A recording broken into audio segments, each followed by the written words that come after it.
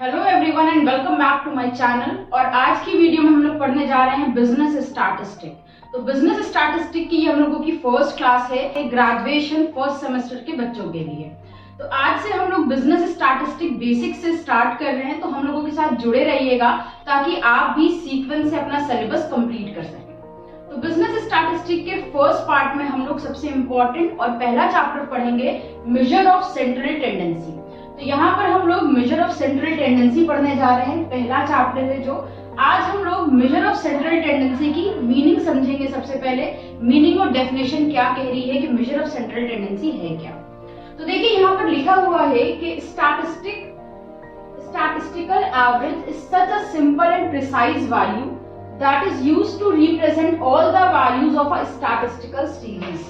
तो हमेशा ध्यान रखिएगा मेजर ऑफ सेंट्रल टेंडेंसी के बहुत सारे नाम हैं, उसी में से एक नाम है स्टैटिस्टिकल एवरेज। तो स्टैटिस्टिकल एवरेज क्या है? एक नाम है मेजर ऑफ सेंट्रल टेंडेंसी का। तो इन्होंने यहाँ पर कहा कि जो मेजर ऑफ सेंट्रल टेंडेंसी है या जो स्टैटिस्टिकल एवरेज है, ये एक बहुत ही सिंपल और प्रिसाइज वैल्यू होती है that is used to represent all the values of a statistical series.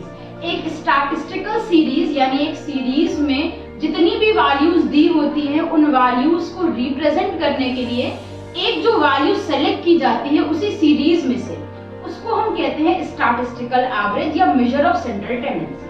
अब आपकी क्लास में मान लेते हैं कि 50 बच्चे हैं, उन 50 बच्चों की अलग अलग एज होगी या उन 50 बच्चों का अलग अलग वेट होगा।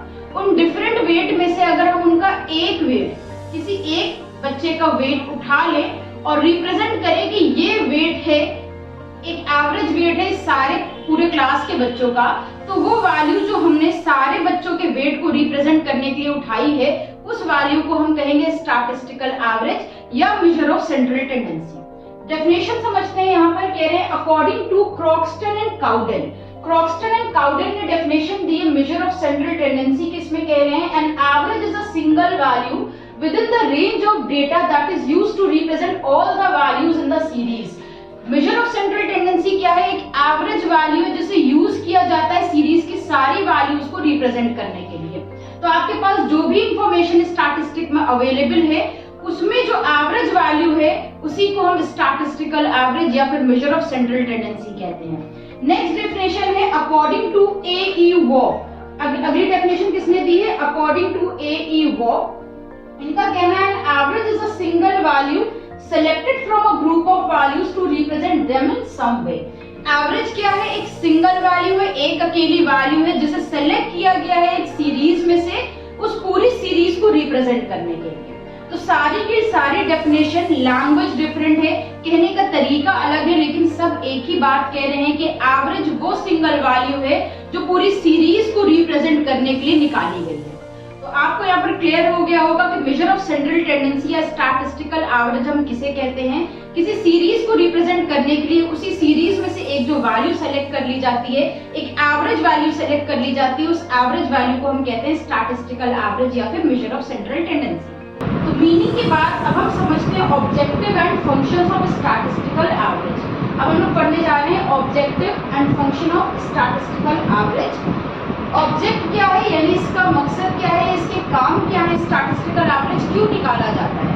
तो यहाँ पर कुछ पॉइंट्स हैं जिसमें पहले पॉइंट में बताया गया है हम लोगों को to present complex data into simpler form. यानी बहुत जो कॉम्प्लेक्स डेटा होता है, उलझा हुआ डेटा होता है या बहुत सारा डेटा होता है, उसे इजी सिंपल फॉर्म में एक्सप्लेन कर देता है स्टैटिस्टिकल एवरेज। नंबर 2 यहाँ पर बताया गया है टू फैसिलिटेट कंपैरिजन।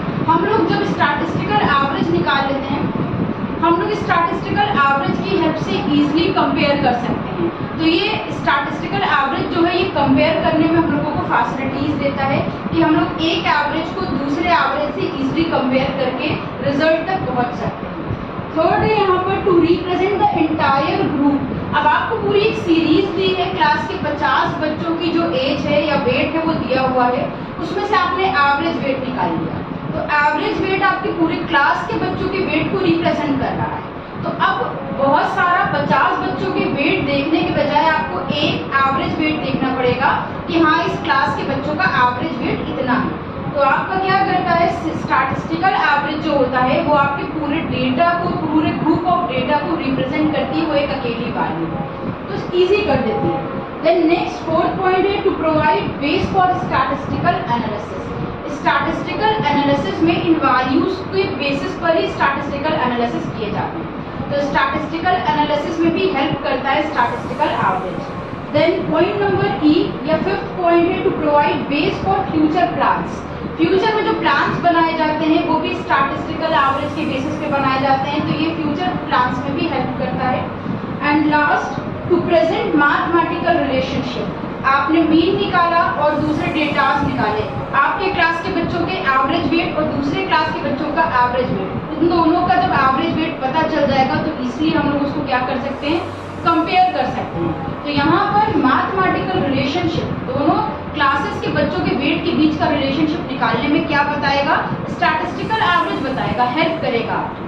तो स्टैटिस्टिकल एवरेज जो होता है वो मैथमेटिकल रिलेशनशिप निकालने में भी हेल्प करता है। नेक्स्ट टॉपिक हम लोग पढ़ने जा रहे हैं टाइप्स ऑफ स्टैटिस्टिकल एवरेज। तो देखते हैं स्टैटिस्टिकल एवरेज या मेजर ऑफ सेंट्रल टेंडेंसी होती कितने टाइप की, कितने टाइप के एवरेजेस निकाले जाते हैं। तो मेजर ऑफ सेंट्रल टेंडेंसी जो है या स्टैटिस्टिकल एवरेज जो है, इनको हम लोग तीन पार्ट में डिवाइड करते हैं। फर्स्ट है average of position, second mathematical average and third is business average. ये तीन कैटेगरीज में स्टैटिस्टिकल एवरेजेस को डिवाइड किया जाता है। अब इन तीनों के अंदर कितने टाइप के स्टैटिस्टिकल एवरेज आते हैं इनको हम लोग समझते हैं। तो फर्स्ट है हम लोगों का average of position. Average of position के अंदर दो तरह के एवरेजेस आते हैं, मीडियन एंड मोड।